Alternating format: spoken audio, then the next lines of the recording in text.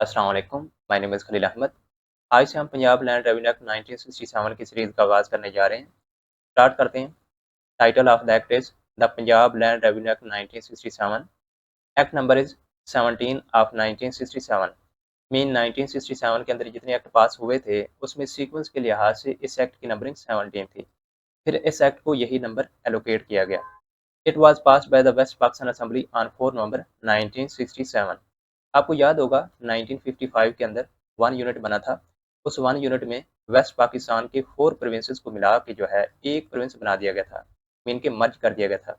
उस टाइम पे पूरे पाकिस्तान के अंदर 2 प्रोविंसेस थे, एक ईस्ट पाकिस्तान और एक वेस्ट पाकिस्तान। वेस्ट पाकिस्तान में ये तमाम प्रोविंसेस शामिल थे। तो उनकी एक ही असेंबली थी, उस असेंबली ने इस एक्ट को 4 नवंबर 1967 के अंदर पास किया। It was assented by the Governor of West Pakistan on 29 नवंबर 1967 और इसके बाद फिर इसको 7 दिसंबर 1967 के अंदर ऑफिशियल गैजेट के अंदर नोटिफाई कर दिया गया था, मीन के एनफोर्स कर दिया गया था। चैप्टर्स 15 और टोटल सेक्शंस 184 और एक ही शेड्यूल है इस एक्ट का। तो उसके बाद यहाँ पे देखें चैप्टर्स गिवन है। ये सेक्शन नंबर्स हैं। इनमें सारे आपने नहीं करने, जो इम्पोर्टेंट होंगे मैं आपको बताते चलूँगा, क्योंकि ये ह्यूमन कैपेसिटी में ही नहीं है कि वो आप जो है 184 के सारे सेक्शन याद कर सकें। अब ये इस एक्ट का प्रियम्बल देखते हैं कि इस एक्ट का इब्तदाइया क्या है, ये एक्ट क्यों पास किया गया, इस एक्ट के क्या मकासद हैं। An act to consolidate and amend the law relating to land revenue in the province of Punjab. Mean के पंजाब के अंदर लैंड रेवेन्यू के हवाले से जितने भी एक्ट पहले मौजूद थे, उनको कंसोलिडेट करना, मीन के कंबाइन करके एक एक्ट की शेप दे देना। इसके अलावा लैंड रेवेन्यू के हवाले से अगर कोई पहले लाज भी मौजूद थे, तो उनको भी अमेंड करके इस एक्ट का पार्ट बना देना, मीन के एक एक्ट की शेप दे देना।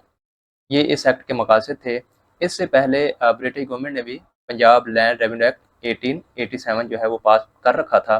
तो ज़ाहिर है जब ये एक्ट पास किया गया तो इसकी काफ़ी ज़्यादा प्रोविजंस को इसके अंदर ऐड किया गया होगा, काफ़ी ज़्यादा प्रोविजंस को अमेंड किया गया होगा और वक्त के साथ जो नई प्रोविजंस ज़रूरत थी तो उनको इस एक्ट के अंदर शामिल किया गया था। मकासद क्या हैं? मकासद कुछ तो यही हैं जो मैंने यहाँ पे आपको बताए हैं। मज़ीद यहाँ पे देखें, कंसोलिडेट का मतलब होता है ब्रिंग टुगेदर, कंबाइन कर देना। And amend law regarding records of right. जो मैंने आपको पहले लैंड रेवेन्यू एक्ट 1887 का हवाला दिया, तो उसमें भी रिकॉर्ड ऑफ राइट्स मौजूद होंगे, उनको भी कंसोलिडेट करना था और कुछ को जो है वो अमेंड भी किया गया होगा। रिकॉर्ड ऑफ राइट होता क्या है? ये बेसिकली जमाबंदी कहलाती है।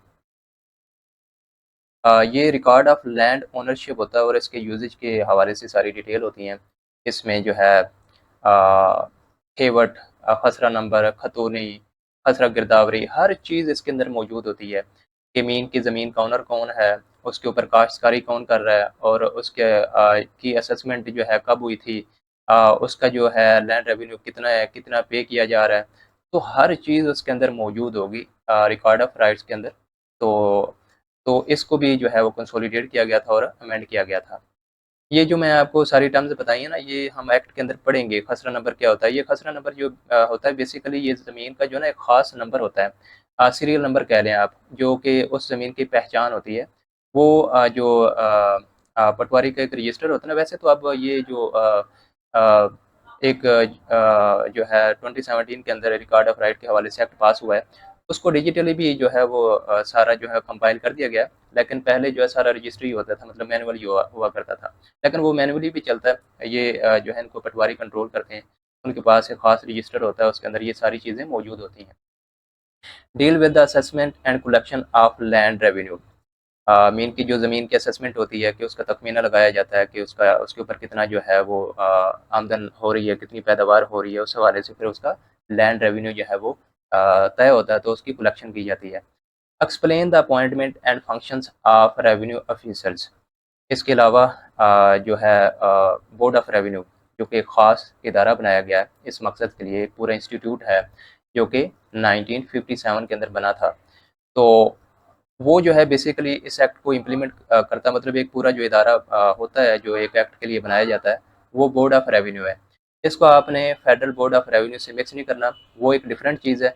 ये जो बोर्ड ऑफ रेवेन्यू है ना, महकमा मालियात, ये सिर्फ लैंड रेवेन्यू के जो टैक्सेस होते हैं, जो जितना भी इस हवाले से मतलब डीलिंग्स हैं, सिर्फ ये नहीं है कि लैंड रेवेन्यू को डील करता है, उसके अलावा जैसे रिकॉर्ड ऑफ राइट है, इसमें तो काफ़ी ज़्यादा चीज़ें आ जाती हैं ना, वरासत के कवानीन भी आ जाते हैं। अब थोड़ी सी अमेंडमेंट हुई है इस एक्ट के अंदर, वो सारी चीज़ें ऐड की गई हैं। अगर आप पुराना एक्ट पढ़ रहे हैं तो आपको चाहिए कि वो नया पढ़ें।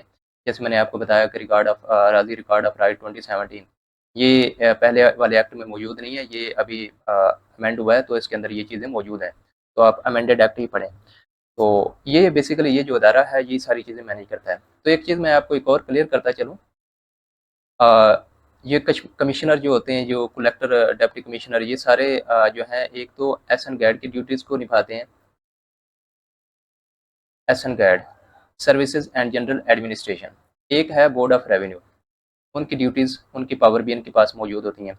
जैसे मैं आपको मिसाल दूँ, कमिश्नर इधर भी कमिश्नर ही कहते हैं, इधर भी कमिश्नर ही होता है, लेकिन आगे फ़र्क आ जाता है। जैसे इधर जो होता है कलेक्टर होता है डिस्ट्रिक्ट लेवल पे, और इधर होता है डिप्टी कमिश्नर, डीसी। तो होता एक ही पर्सन है। इसके पास जो है वो एस एन गैड के हवाले से वो वाली पावर होती है जो कि एस एन गैड इसको जो है वो देता है।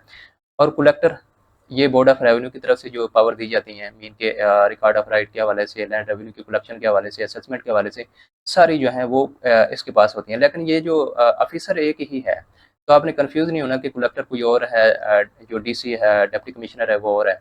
तो इसी तरह आगे हम जाते हैं, फिर तहसीलदार है, नायब तहसीलदार है, ये सिर्फ बोर्ड ऑफ रेवेन्यू के अंदर होते हैं, इधर नहीं होते। ठीक है, एस एंड गैड में मौजूद नहीं होते। ये सिर्फ बोर्ड ऑफ रेवेन्यू जो है इनको आगे अपॉइंट करता है। उसके अलावा फिर आगे विलेज ऑफिसर्स आ जाते हैं, जिसमें पटवारी है, टप्पेदार है, कानूगो है, फिर नंबरदार है, सारे वो फिर आगे विलेज ऑफिसर जो हम पढ़ेंगे वो भी बोर्ड ऑफ रेवेन्यू की तरफ से अपॉइंटेड होते हैं। एस एंड गैड के थ्रू वो अपॉइंटेड नहीं होते। आगे चलें, cover other matters related or connected with land revenue administration. इसके अलावा भी और कोई एडमिनिस्ट्रेशन है, जैसे कि एरियर्स अगर कोई नहीं देता तो उन एरियर्स को फिर ऑप्शन के थ्रू कवर किया जाता है। वो सारे प्रोसेसेस मौजूद हैं। उसमें फिर लैंड को अटैचमेंट किया जाता है, ट्रांसफ़र किया जाता है, उसको बेचा जाता है। पूरा एक मतलब एडमिनिस्ट्रेशन का जो प्रोसेस है वो इस एक्ट के अंदर मौजूद है। एक और चीज़ मैं आपको कंसेप्चुअल बताता चलूँ कि यहाँ पे लिखा हुआ है कलेक्शन ऑफ लैंड रेवेन्यू। यहाँ पे लैंड जो है ना आपको कन्फ्यूज़ कर सकती है। इस एक्ट में ना लैंड रेवेन्यू का मतलब ये है कि जो उस लैंड पे एग्रीकल्चर प्रोड्यूस हो रही है ना, उसकी जो पैदावार है, उस पैदावार के ऊपर जो टैक्स बनता है वो कलेक्शन है। एक्चुअली ऐसा नहीं है कि ज़मीन का टैक्स है, ज़मीन का टैक्स नहीं है। ये एग्रीकल्चरल जो प्रोडक्शन होती है उसकी पैदावार का टैक्स है। मैं आपको मिसाल से समझाता हूँ, इससे शायद आपको सही समझ आ जाएगी। लेट्स सपोज़ एक है ओनर ए, एक है बी। इसके पास है 20 एकड़ और इसके पास है 10 एकड़। अच्छा, ये जो 20 एकड़ है ना, ये थोड़ी-सी हल्की ज़मीन है, और ये जो 10 एकड़ है, ये थोड़ी-सी बेहतर ज़मीन है, ज़रख़ेज़ है। जब लेट्स सपोज़ हम गंदम की फसल जो है वो अज़्यूम कर लेते हैं, उन्होंने दोनों ने गंदम की फसल लगाई, और जब उसकी कटिंग हुई, उसको जो है जब उसको मतलब पैदावार को निकाला गया, तो इस 20 एकड़ की पैदावार निकली 500 मन। और अगर इसकी भी 50 मन पर एकड़ के हिसाब से निकालें तो ये भी बनती है 500 मन। अब यहाँ पे देखें, अगर आप लैंड रेवेन्यू के हवाले से देखेंगे तो 20 एकड़ का जो मतलब इसके पास रकबा ज़्यादा है तो इसको टैक्स ज़्यादा देना चाहिए, इसके पास कम है तो उसको कम देना चाहिए। नहीं, यहाँ पे देखें, इनकी प्रोडक्शन जो है बराबर हो रही है, इसकी भी 500 मन है, इसकी भी 500 मन है। तो अकॉर्डिंग टू मतलब असेसमेंट, जो असेसमेंट की जाती है उस हिसाब से की जाती है कि हिसाब लगाया जाता है ज़मीन जो है किस तरह की है, उसकी प्रोडक्शन किस तरह की है। ज़मीन अच्छी है, थोड़ी-सी हल्की है, इरिगेटेड है, अनइरिगेटेड है, बैरन है, किस तरह की ज़मीन है। तो उस हिसाब से जो है वो उस जो ज़मीन का है उसके ऊपर टैक्स जो है वो लगाया जाता है। ज़मीन से मुराद उस फसल का है, लेकिन ऐसा नहीं है कि हर दफ़ा जो है कि वो ज़मीन की जो क्रॉप की इंस्पेक्शन की जाती है, ऐसा होता नहीं है बेसिकली। वो एक दफ़ा ही होता है। जैसे मैंने आपको बताया कि खसरा की जो गिरदावरी होती है वो 4 साल बाद होती है। अगर वो 4 साल बाद हो रही है तो इट मीन के 4 साल तक वो जो है वही टैक्स चलता रहता है। वो ये अज़्यूम किया जाता है कि ये ज़मीन इनकी अच्छी है, तो इनको जो है ज़्यादा टैक्स देना है, इनकी ज़मीन थोड़ी-सी हल्की है, तो इनको जो है टैक्स कम देना है। तो ये जो है सारे इसके मकासद थे इस एक्ट के, ये जो मैंने आपको पढ़ाए हैं। उसके बाद देखें चैप्टर 1 प्रिलिमिनरी, सेक्शन 1, यहाँ से हमारा जो है वो सेक्शन स्टार्ट हो रहे हैं। Short title, extent and commencement. This act is called the Punjab land revenue act 1967। It applies to the whole province of Punjab except the tribal areas. कबायली इलाका जात पे ये अप्लीकेबल नहीं है। This act or any specific part of it will start in such areas and other such dates as a government may notify. यहाँ पे देखें एक थोड़ी सी एक्सेप्शन है। हमने जितने भी एक्ट पढ़े उसमें ये था कि जैसे ही एक्ट पास होता है तो उसको इमीडिएटली इम्प्लीमेंट कर दिया जाता है। यहाँ पे देखें, यहाँ पे पूरा एक्ट भी इम्प्लीमेंट नहीं हो रहा और वो सारे एरियाज पे भी इम्प्लीमेंट नहीं हो रहा और उसी टाइम पे भी इम्प्लीमेंट नहीं हो रहा। इसके पास ये जो नोटिफाई करने की जो पावर है वो किसके पास है? गवर्नमेंट की है। क्योंकि ये जो ज़मीन का मामला होता है ना, ये थोड़ा-सा डिफरेंट होता है। जैसे सैलाब आ जाता है, जब सैलाब आता है या कुछ ऐसी आफ़त आती है तो उसके ऊपर से वो जो लैंड रेवेन्यू कलेक्शन होती है ना, वो रोक दी जाती है। मतलब किसानों को रिलीफ दिया जाता है। इसी तरह डिफाइन किया जाएगा कि किस एरिया पे जो है कौन-सी इस एक्ट की प्रोविज़न्स लगेंगी, कौन-सी नहीं लगेंगी। डेट भी डिसाइड कर दी जाएगी कि किस डेट तक जो है ये लैंड रेवेन्यू सॉरी ये जो एक्ट है ये इम्प्लीमेंट रहेगा, कब नहीं रहेगा। ये सारा कौन करेगी? गवर्नमेंट जो है नोटिफिकेशन के ज़रिए ये इसको अनाउंस करेगी। Section 2, power to except any area from provisions unsuited thereto. Same previous section की बात की जा रही है। If government thinks that any provision of this act is unsuitable for any area, it may exclude that area by notification। अगर government को लगता है कि किसी एरिया के ऊपर इस एक्ट के कुछ प्रोविजन जो है वो सूटेबल नहीं है, तो वो बाय नोटिफिकेशन उस एरिया को उन प्रोविजन से एक्सक्लूड कर देगी। फिर ये प्रोविजन जो हैं उस एरिया पे अप्लीकेबल नहीं होंगे। While this exception is enforced, the government may make rules to regulate the matters excluded। ज़ाहिर है जिस ज़मीन को जो है वो एक्सक्लूड किया गया है तो उसको रेगुलेट तो करना पड़ेगा, फिर उसके लिए स्पेशल जो है वो रूल्स बनाए जाएंगे। लेकिन ये जो रूल्स हैं इस एक्ट के कंसिस्टेंट होने चाहिए, इसके अगेंस्ट नहीं होने चाहिए। Mention the period for which the exception will remain in force. Same जो है गवर्नमेंट बताएगी कि ये जो एरिया है कितने वक्त तक इन प्रोविजन से जो है एक्सक्लूडेड रहेगा। 2 साल के लिए, 3 साल के लिए, जितना भी टाइम होगा वो गवर्नमेंट मेंशन करेगी। Section 3, exclusion of certain land from operation of this act. Provisions of this act regarding assessment and collection of land revenue do not apply to areas notified by a Board of Revenue। इसको आपने जो section 2 है उससे confuse नहीं करना। उसमें ये था कि किसी एरिया को जो है इसकी कुछ प्रोविजंस उसके ऊपर अप्लाई नहीं होंगे। यहाँ पे बात की जा रही है assessment and collection of land revenue के हवाले से। मीन के कुछ एरिया जो है अगर उसको उसकी असेसमेंट और कलेक्शन ऑफ लैंड रेवेन्यू के हवाले से उसको एक्सक्लूड कर दिया जाता है, जो कि ख़ास प्रोविजंस है इस एक्ट की, इस हवाले से मीन के उन प्रोविजंस को जो है इसके ऊपर अप्लाई नहीं किया जाता। लेट्स सपोज ज़मीन जो है आर्म्ड फोर्सेस को दे दी जाती है या कंटोनमेंट जो एरियाज़ हैं उनको दे दी जाती है, तो ज़ाहिर है वहाँ तो फसलें नहीं होती और कंटोनमेंट से तो वैसे भी हमारी ज़रूरत नहीं है कि हम उनसे जो है वो लैंड रेवेन्यू ले सकें। तो फिर बोर्ड ऑफ रेवेन्यू जो है उनसे मतलब वो नोटिफाई कर देता है कि ये जो एरियाज़ हैं इनके ऊपर ये असेसमेंट और कलेक्शन ऑफ लैंड रेवेन्यू की प्रोविजन जो है ये अप्लाई नहीं होंगे। सेक्शन 4 डेफिनेशन के हवाले से ये बहुत इंपॉर्टेंट है। आपको पता है डेफिनेशन हमेशा इंपॉर्टेंट होती है और यहाँ से क्वेश्चन लाजमी आते होते हैं। Agricultural area year mean the year starting on 1 July or any other date that the board of revenue with government approval may notify for a specific area. अब यहाँ पे देखें ऐसा क्यों है। हमारे जो पंजाब है ना, पंजाब के अंदर जो ज़्यादातर फसलें हैं वो हमें पता है कि कौन सी हैं। कपास होती है, सॉरी कपास के अलावा आपको पता है गंदम आती है, गंदम के अलावा गन्ना, और इनकी जो ड्यूरेशन है वो भी सेम है। जैसे जो रबी की फसलें हैं उनकी कटाई जो है वो अप्रैल और मई के अंदर हो जाती है, और जो खरीफ की फसलें हैं, जो मौसम गर्मा की फसलें हैं, वो तकरीबन अक्टूबर और नवंबर में उनकी कटाई हो जाती है। लेकिन कुछ एरियाज़ ऐसे होते हैं वो ये फसलें नहीं लगाते हैं, वो कुछ ख़ास फसलें लगाते हैं जैसे कि मकई हो गई, चना हो गया, तो उनकी कटाई जो है उनका टाइम फ्रेम जो है डिफरेंट होता है। तो उस हवाले से जो है बोर्ड ऑफ रेवेन्यू गवर्नमेंट के अप्रूवल के साथ उन ख़ास एरियाज़ के लिए ये जो एग्रीकल्चरल एयर है उसकी डेट जो है वो और रख सकता है। कौन करेगा? ये बोर्ड ऑफ रेवेन्यू करेगा, लेकिन गवर्नमेंट के अप्रूवल के साथ। लेकिन जो कॉमन है वो कौन सा है? 1 जुलाई। उसके बाद देखें अराजी रिकॉर्ड सेंटर मींस अराजी record center as defined in section 2(1)(a) of the Punjab land record authority act 2017। ये बहुत अच्छा काम किया गया पंजाब गवर्नमेंट की तरफ से जो है ना, इसको जितना भी रिकॉर्ड ऑफ राइट है जो मैंने आपको बताया था कि जमाबंदी है, उसको डिजिटली जो है यहाँ पे बना दिया गया। ये इसके लिए एक इदारा भी बनाया गया है। तो अब जो पटवारी पहले काम करता होता था कि किसी की ज़मीन जो है किसी को दे देता था, तो उसमें जो गरीब जो बंदा होता था वो कुछ भी नहीं कर सकता था। तो अब ऐसा है कि जो फ़र्द है, जो जमाबंदी है, वो डिजिटली भी इन इदारे से हासिल कर सकता है।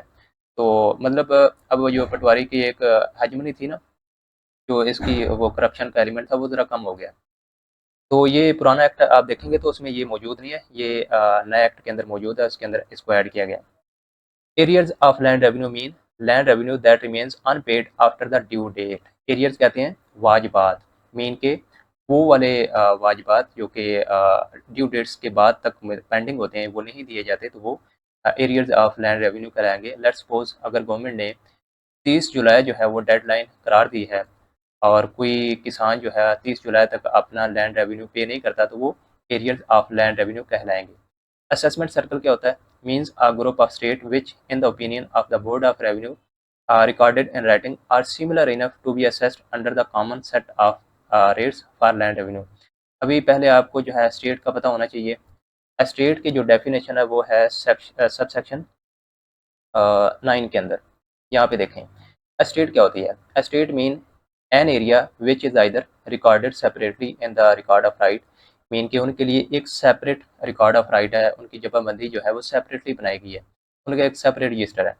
Separately assessed for land revenue, यहाँ पे आर है, आर का मतलब है ऐसा एरिया या तो उसका रिकॉर्ड ऑफ राइट जो है सेपरेट हो, या उनकी जो असेसमेंट है वो अलहदा से हो, या फिर declare to be an estate by the board of revenue या जनरल रूल और स्पेशल ऑर्डर। तो इसमें ये नहीं है कि कुछ ख़ास एरिया के 1000 जो है मुरब्बा के ऊपर एक एस्टेट होगी, नहीं, वो कम भी हो सकता है, बड़ा भी हो सकता है, वो किन बुनियादों पे जो है वो डिसाइड किया जा सकता है। मीन के मैं आपको वैसे एक कॉमन मिसाल दूँ तो इसमें जो मौज़े होते हैं ना, सॉरी मुरब्बा कह रहा हूँ, मौज़ा, जो मौज़ा होता है, जो मोहाल होती है, वो एक एस्टेट होती है। तो चक चक भी आप कह सकते हैं, विलेज भी कह सकते हैं, वो कुछ भी हो सकता है। तो वो एक स्टेट होती है, किन बुनियादों पे बनाई जाती है? वो इस बुनियाद पे रिकॉर्ड ऑफ राइट उसका सेपरेट होना चाहिए। लैंड रेवेन्यू अगर असेसमेंट उसकी सेपरेटली हो रही है तो भी वो एक सेपरेट जो है स्टेट होगी। या फिर बोर्ड ऑफ रेवेन्यू की तरफ से जो है एक ख़ास मतलब नोटिफिकेशन के ज़रिए, चाहे जनरल रूल या स्पेशल ऑर्डर के ज़रिए जो है उसको डिक्लेयर कर दिया जाए, तो भी वो स्टेट होगी। अभी यहाँ पे आपको स्टेट समझ आ गई। अब हम समझते हैं कि ये जो है असेसमेंट सर्कल क्या होता है। Means a group of state, mean के जैसे मैं मिसाल दे देता हूँ कि हम अज्यूम करते हैं कि मौजे की बात की जा रही है। अब ग्रुप ऑफ स्टेट का मतलब होगा ग्रुप ऑफ मौजा जात which in the opinion of the board of revenue recorded in writing are similar enough, मतलब वो जो है सिमिलर हैं to be assessed under the common set of rates. उनका जो रेट है लैंड रेवेन्यू का वो एक जैसा रखा जाएगा। तो ये असेसमेंट सर्कल कहलाता है। लेट्स सपोज मैं आपको मिसाल से समझाता हूँ कि अ, पंजाब के अंदर जनूबी पंजाब की बात कर लेते हैं। वहाँ पे 3 या 4 मौज़ा जात ऐसे हैं कि जहाँ पे पैदावार जो है वो सेम हो रही है और फसलें जो हैं वो सेम लगाई जा रही हैं। मीन कि मौसम सरमा में जो है वो सारे गंदम लगाते हैं और मौसम गर्मा में सारे या फिर कपास या फिर क्या लगाते हैं, चावल लगा लेते हैं। अब सबकी जो पैदावार है वो भी सेम है और सारी सेम फसलें लगा रहे हैं, तो उनका जो रेट होगा वो सेम रखा जाएगा। जब रेट सेम है तो फिर क्या करेंगे, वो ऐसा नहीं है कि फिर सबकी जो है गिरदावरी अलग से करेंगे। गिरदावरी मीन की वही असेसमेंट टाइप होती है कि आप जो है वो देखते हैं कि वहाँ पे कौन सी फसल लगाई जा रही है, उनकी पैदावार कितनी है, उनका लैंड रेवेन्यू कितना बनेगा। तो अगर तो सारे मौज़ाजात एक जैसे हैं तो फिर उनको कंबाइन कर दिया जाएगा, उनको ग्रुप ऑफ स्टेट कहा जाएगा कि इन सब पे एक ही रेट लगा दो। अगर हमने एक मौज़ा ए पे रेट लगाया कि इस पे हमने जो है ना पर एकड़ जो है 1000 रुपये लेना है, तो इस मौज़ा के अंदर जितने भी एकड़्स हैं, मतलब जितने भी मौज़ा जात हैं, जितनी एस्टेट हैं, जितने भी लोगों के पास जो मतलब उनके पास ज़मीनें हैं, उनके पास रेट एक जैसा लगा दो। तो यहाँ पे यही बात की जा रही है। उसके बाद देखें board of revenue means the board of established under the Punjab board of revenue act 1957। उसके अंदर जो है इसको एस्टेब्लिश किया गया, तो उसी बोर्ड ऑफ रेवेन्यू की बात की जा रही है। बाउंड्री मार्क क्या होता है? Means any structure or object use to show the boundary of land such as a construction of earth, stone or other material, a hedge, an unploughed ridge or strip of land or any other natural artificial mark set by the board of revenue officer। अब आपको कैसे पता चलेगा कि एक एकड़ जो है दूसरे एकड़ से सेपरेट है? कैसे पता चलता है? किसी बाउंड्री मार्क से तो पता चलता है कि या एक जो मतलब एस्टेट है दूसरी एस्टेट से कैसे सेपरेट है, तो इन्हीं बाउंड्री मार्क से ही पता चलता है। ये बेसिकली ये निशानात होते हैं, जैसे कोई स्टोन हो सकता है, कोई झंडी हो सकती है, कोई जो है पिलर हो सकता है। तो आप गाँव में जाएँ ना तो अभी भी ज़मीनों के ऊपर लगे होते हैं, लेकिन ज़्यादातर तो लोगों ने उखाड़ दिए हैं। वो हल चलाते हैं तो वो उससे जो है ना वो ज़ाया हो गए हैं। लेकिन जो है एक्ट के अंदर अभी भी मौजूद है कि ये होने चाहिए। ये रेवेन्यू ऑफ़िसर जो है उन वो डिसाइड करता है कि कौन से होंगे। ये नेचुरली भी हो सकते हैं, कोई नेचुरली कोई वहाँ पे दरख्तों की कतार है, वो हो सकता है, कोई खाला हो सकता है, कोई बन्ना हो सकता है, कुछ भी हो सकता है। तो ये बेसिकली बाउंड्री मार्क होते हैं।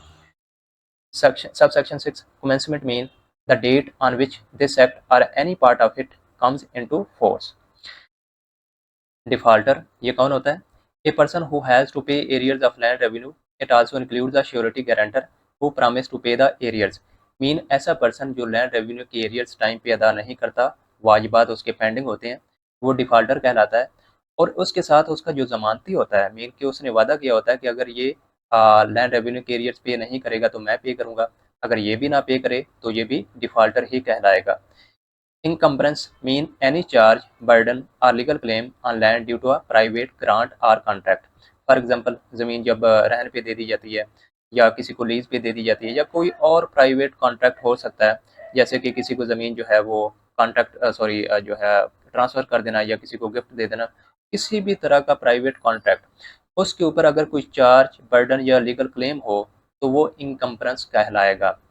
तो चार्ज किस तरह का हो सकता है? मीन कि किसी ने जो है लोन लिया हुआ हो, या ऐसा हो सकता है कि लीगल क्लेम हो। लीगल क्लेम से मुराद ये है कि उसके ऊपर गवर्नमेंट ने जो है स्टे ऑर्डर दिया हुआ हो, तो उस ज़मीन को बेचा नहीं जा सकता। जिसके ऊपर स्टे ऑर्डर होता है तो ज़मीन उसके ऊपर जो है गवर्नमेंट भी कुछ नहीं कर सकती। मतलब अगर एरियर्स को रिकवर करना है तो उस ज़मीन को नहीं बेचा जाएगा क्योंकि उसके ऊपर स्टे ऑर्डर है ना।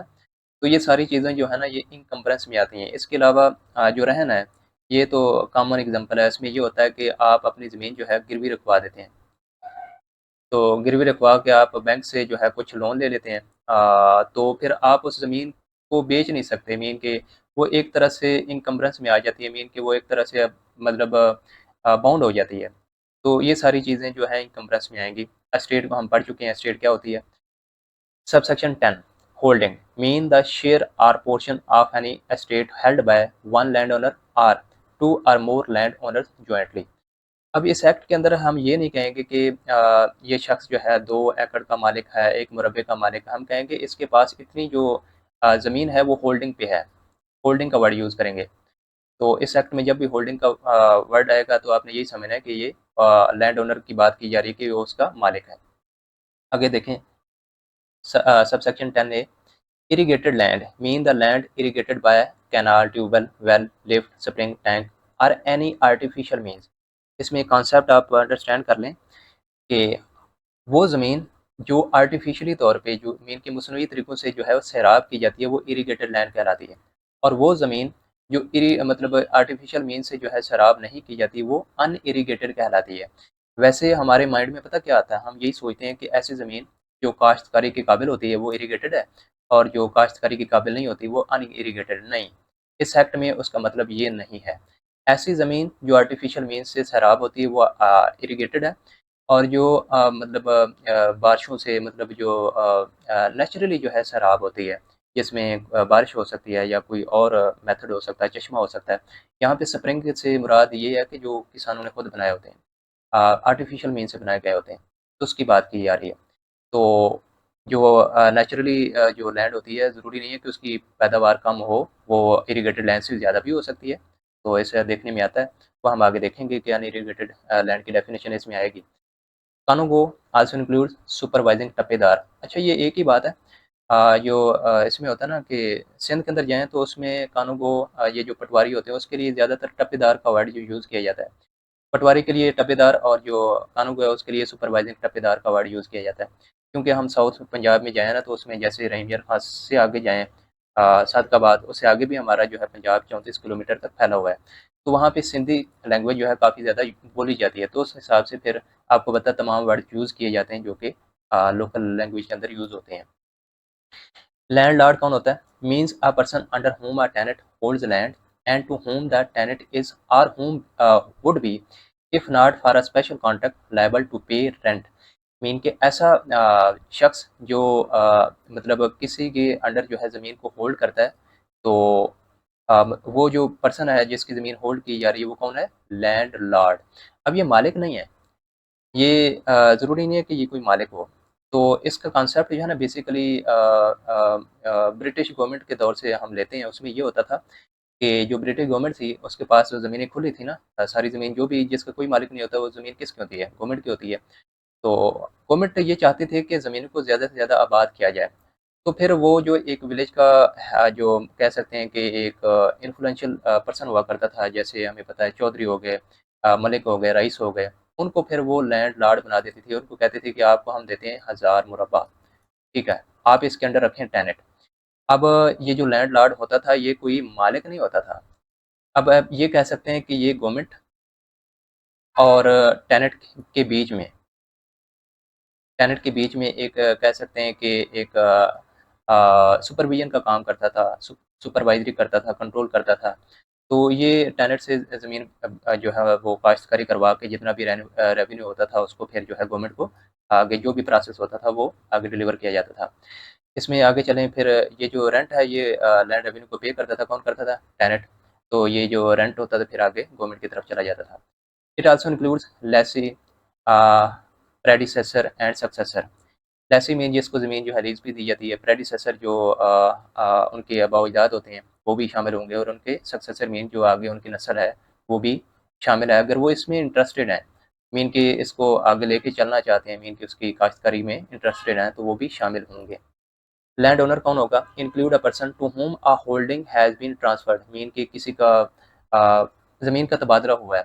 अगर उसकी ज़मीन यहाँ पे है, एक ए एरिया में है, यहाँ पे उसने दोबारा जो है बी एरिया में ज़मीन को ट्रांसफ़र करवा लिया है। ए वाली जो ज़मीन है किसी और पर्सन के पास चली गई, तो वो भी लैंड ओनर ही होगा।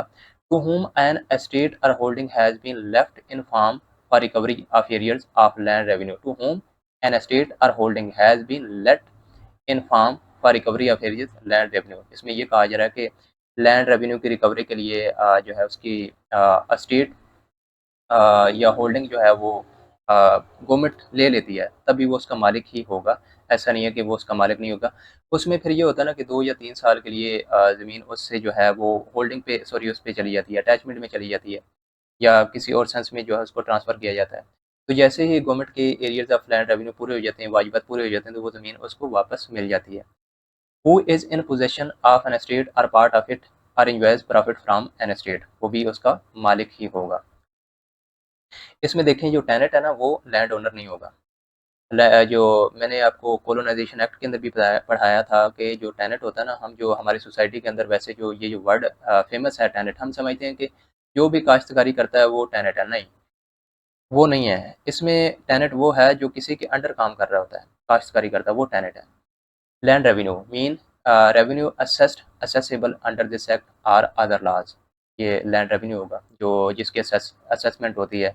असेसमेंट से मुराद ये है कि उसकी असेसमेंट होगी, तखमीना लगाया जाएगा कि उसके ऊपर कितना जो है वो टैक्स लगाया जाए, तो वो लैंड रेवेन्यू होगा। It also includes any additional rate due to increase in land revenue from irrigation. Let's suppose कि गवर्नमेंट ने जो है एक एस्टेट के अंदर नहर बना दी है या खाले पक्के कर दिए हैं, तो उससे गवर्नमेंट जो है उसके ऊपर एडिशनल रेट चार्ज कर सकती है। Legal practitioner mean a legal practitioner as defined in the legal practitioner act 1879। ये आपने याद कर लेना है। जो वकील होते हैं बेसिकली इस एक्ट के अंदर जो मतलब मामलात को डील करते हैं उनकी बात की जा रही है, जो कि लीगल प्रैक्टिशनर एक्ट 1879 के अंदर जो है अपॉइंटेड होते हैं। मीन कि उनकी जो डेफिनेशन वहाँ पे मौजूद है वही यहाँ पे एप्लीकेबल होगी। इसमें जो मुख्तार है वो शामिल नहीं है। नेट एसेट क्या होता है? Means the average annual surplus produce for of an estate or group of estates after deducting ordinary cultivation expenses. एक होती है ग्रोस प्रोडक्शन, उसमें हर चीज़ आ जाती है, उसके एक्सपेंसेस भी आ जाते हैं। लेट्स सपोज उसमें जितनी भी एक पैदावार है जब उसकी कैलकुलेशन की जाती है वो ग्रोस प्रोडक्शन है। लेट्स सपोज पैदावार हुई फसल की, किसान ने उसका तखमीना लगाया, मतलब जब बेचा तो वो बिकी 1 लाख की। 1 लाख ही बनता है ना, 1 लाख की बिकी, तो उसके ऊपर उसने जब एक्सपेंसेस को कैलकुलेट किया तो वो बनते थे 50,000। अब जब इसको मैनेज करेंगे तो पीछे कितना रह जाएगा? 50,000। ये हैं उसके एक्सपेंसेस। एक्सपेंसेस को निकालेंगे। एक्सपेंसेस को जब निकालेंगे जो मतलब उसका सरप्लस बचेगा वो है नेट एसेट। और जो लैंड रेवेन्यू चार्ज किया जाता है वो हमेशा जो है नेट एसेट पे लिया जाता है, ना कि ग्रोस प्रोडक्शन पे। हाँ, हो सकता है सम टाइम ऐसा होता है कि प्रोडक्शन जो है वो ज़्यादा हो कम हो, और एक्सपेंसेस जो है उसके अगर 1 लाख है तो उसके ऊपर जो है उसके जो एक्सपेंसेस हैं वो सम टाइम 2 लाख लग जाते हैं। किसानों को बड़ा नुकसान होता है।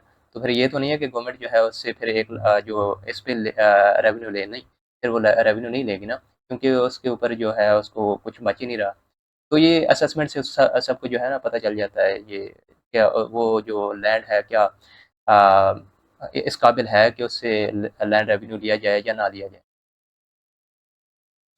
यहाँ पे एक्सप्लेनेशन के अंदर देखें, ऑर्डिनरी कल्टीवेशन के एक्सपेंसेस की पूरी लिस्ट गिवन है जो कि किसानों को पे करना पड़ता है, जैसे कि वाटर रेट्स, इरिगेशन मेंटेनेंस, इसके लिए उनको काफ़ी जो है इन्वेस्ट करना पड़ता है। एम्बार्कमेंट मेंटेनेंस, एम्बार्कमेंट कहते हैं कोई बंद बांधना, जैसे बन्ने होते हैं खालों के जो है बंद बांधे जाते हैं। Supply of food, supply of manure, manure mean जो खाद वगैरह होती है। इम्प्रूवमेंट फार्मिंग इम्प्लीमेंटेशन, जैसे उनके अंदर हल वगैरह चलाए जाते हैं। फोडर कंसेशन, फोडर कहते हैं जो एनिमल फूड होती है। Abatement for fallow bad harvest, कहीं पे जो है वो हार्वेस्टिंग अच्छी नहीं हुई, फसल अच्छी नहीं हुई। Rent collection cost, allowance for rent shortage, interest on advances given, interest fee for cultivation, mean के जो किसान होते हैं बेचारे जो है वो कर्जा पहले ले लेते हैं, वो उनको जो है सूद भी लगता रहता है, तो उसकी भी कुछ कंसेशन वगैरह हो सकती हैं। Wages are customary dues to village helper used in farming harvesting. It also includes share that a tenant would normally keep if the land were rented out at the usual rate. तो इसमें वो वाला share भी शामिल होता है जो कि टेनेंट खुद रखता है। Patwari includes a tappedar and a special additional tappedar. तो ये मैं आपको बता चुका हूँ कि ये टप्पेदार होता है ये भी पटवारी होता है, लेकिन ये सिंधी लैंग्वेज के अंदर इसको यूज़ किया जाता है। तो हमने देखा था कि जो कानून का होता है उसके लिए सुपरवाइजिंग टप्पेदार का वर्ड यूज़ किया जाता है।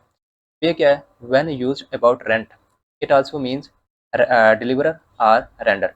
अब डिलीवर से मुराद क्या है कि जो किसान होता है ना, वो नंबरदार को या किसी और विलेज ऑफिसर को जो है जो इलाव होता है उनको भी दे सकता है। तो वो पाबंद होते हैं कि वो जाके जो है ना रेवेन्यू ऑफिसर को, जो रेलिवेंट डिपार्टमेंट है उसके अंदर, वो उसका जो लैंड रेवेन्यू के एरिया है वो जमा करवा दें। अगर वो नहीं करवाते तो वो बरी जिम्मा होता है।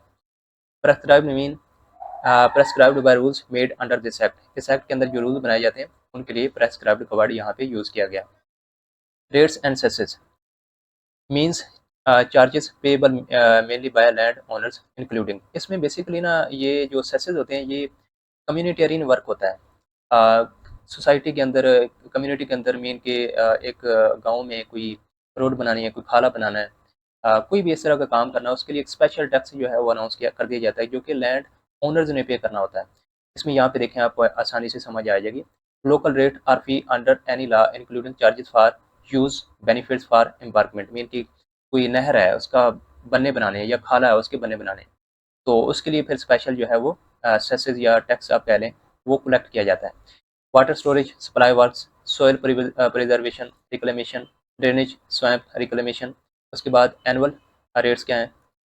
Under law for benefits like drainage for public health, land improvement, proper cultivation, irrigation, flood और इरोजन प्रोटेक्शन। इसके अलावा विलेज ऑफिसर्स का सेस होता है। अब ये विलेज ऑफिसर क्या होते हैं ये मैं आपको बता चुका हूँ, जो कि रेवेन्यू ऑफिसर से निचले जितना भी तबका है ना, मतलब जो ऑफिसर्स होते हैं वो विलेज ऑफिसर कहलाते हैं, जैसे कि पटवारी हो गया, कानून हो गया, टप्पेदार हो गया, इसके अलावा जो है नंबरदार वगैरह हो गए, ये सारे विलेज ऑफिसर कहलाते हैं। Any sum payable for village expenses, rent mean whatever or tenant pays to a landlord, money or kind for land use occupation. यहाँ पे जब भी रेंट का वर्ड आएगा उसका मतलब यही है कि जो टेनेंट लैंडलॉर्ड को मनी या कोई भी ऐसी किस्म देता है जो कि उसको देनी होती है, मीन कि वो उसकी ज़मीन जो है वो काश्त कर रहा होता है ना, तो उसका फिर उसको जो है कुछ ठेका या मुआवजा देना पड़ता है, तो उसको रेंट कहते हैं। It doesn't include cess other contribution and free personal services, वो उसमें शामिल नहीं होती। रेवेन्यू कोर्ट मीन कि a court established as such under the tenancy law in force. Tenancy law के अकॉर्डिंग जो कोर्ट बनाई जाती है वो रेवेन्यू कोर्ट कहलाएगी। रेवेन्यू ऑफिसर कौन होता है? Means a revenue officer authorized under this act to perform revenue officer duties. यह आगे आएगा कि रेवेन्यू ऑफिसर में कौन होता है। इसमें सारे आ जाते हैं जो टॉप लेवल के होते हैं, हायरार्की में आते हैं, जैसे कि कमिश्नर, कलेक्टर, फिर उसके बाद assistant collector grade 1, assistant collector grade 2। इसमें जो नायब तहसीलदार है उसके लिए वर्ड नहीं यूज़ किया जाता। एक्चुअली में ये एक्ट ना पुराना है, तो तहसीलदार, नायब तहसीलदार ये भी बेसिकली रेवेन्यू ऑफिसर ही होते हैं। उनकी हम आगे जो है डेफिनेशन पढ़ेंगे। इसमें डेफिनेशन में नहीं आएगा, लेकिन इस एक्ट के अंदर हम उनको देखेंगे, उनकी ड्यूटीज़ क्या हैं। Survey mark means any mark set up by the survey of Pakistan department. ये आपने याद रखना है कि कौन ये डिज़ाइन करता है, कौन बनाता है? सर्वे of Pakistan department. Survey number, खसरा नंबर, ये मैं आपको पहले बता चुका हूँ कि जो ज़मीन होती है, हर ज़मीन का एक नंबर होता है, एक सीरियल नंबर होता है जो कि उसकी पहचान होती है, वही खसरा नंबर या सर्वे नंबर कहलाता है। Tenant mean a person who holds land under another person. जो ज़मीन का मालिक नहीं होता वो किसी और की ज़मीन को काश्त कर रहा होता है। उसने ज़मीन जो है लीज़ पे ली होती है या ठेके पे ली होती है या किसी और कॉन्ट्रैक्ट की बेस पे वो ज़मीन जो है उसकी काश्तकारी कर रहा होता है, वो टेनेंट कहलाता है। और फिर वो जिसकी भी ज़मीन होती है, चाहे वो लैंडलॉर्ड है या लैंड ओनर है, उसको रेंट पे करता है, मीन कि उसको पे करता है।